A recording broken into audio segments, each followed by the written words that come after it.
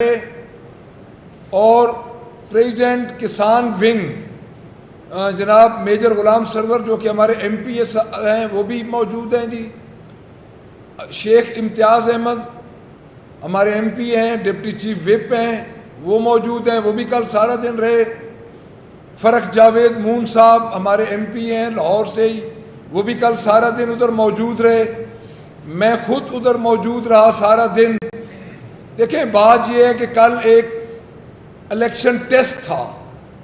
ایک سال کے بعد اس گورنمنٹ کا, جو کہ گورنمنٹ ٹک ٹاک پہ اور اپنی تمام تر جو کارکردگی ہے وہ ایک مخصوص ٹولے کو دکھا رہی تھی اور ڈیلی ہمارے پیسے سے اشتہار باپ بیٹی لگوا رہے تھے اور پورا سال انہوں نے لگایا.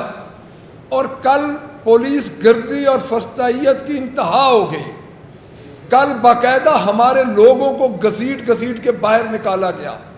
جب ان کو پتہ چلا کہ پاکستان تحریک انصاف جیت رہی ہے, اس کی تفصیل ہمارے احمد چٹھا صاحب ہیں, ریجنل ہمارے پریزیڈنٹ ہیں, وہ بھی آپ کو بتائیں گے. میں خود سارا دن موجود رہا اور انہوں نے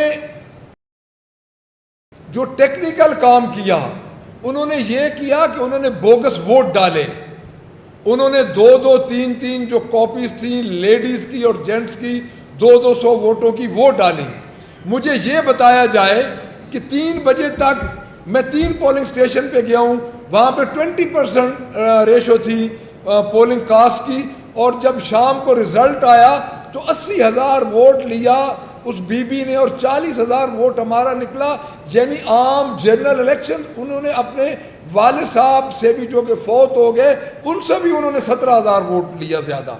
تو میں یہ کہنا چاہتا ہوں کہ یہ بی بی اپنے آپ کو جسٹیفائی نہیں کر پا رہی پنجاب میں. چیئر بیٹا ایک چیئر ادھر بھجوا دو ادھر. یہ جسٹیفائی نہیں کر پا رہی پنجاب میں. تو میں یہ سمجھتا ہوں کہ آپ اس وقت پنجاب کی حکومت کو کھو چکے ہیں. پنجاب کی عوام کے نزدیک جو آپ کا مینڈیٹ تھا وہ 8 فروری والا وہی برقرار ہے. آپ کو لانے والے, آپ کو بٹھانے والے بھی یہ سمجھ چکے ہیں کہ آپ کے پلے کچھ نہیں رہا. کل کا الیکشن بدترین فسطائیت تھی. مجھے روکا گیا, ہمارے کینڈیڈیٹ کو روکا گیا. میں نے بڑی مشکل سے 1 گھنٹے بعد 1.5 گھنٹے بعد کینڈیڈیٹ کو میں نے اندر بھجوایا RO, اور وہاں پہ پولیس عثمان ایک ایس پی تھا. میں نے اس کو کہا کہ خدا کے واسطے آپ کینڈیڈیٹ کو کیوں نہیں اندر جانے دیتے, یہاں پہ آپ نے فساد کروانا ہے.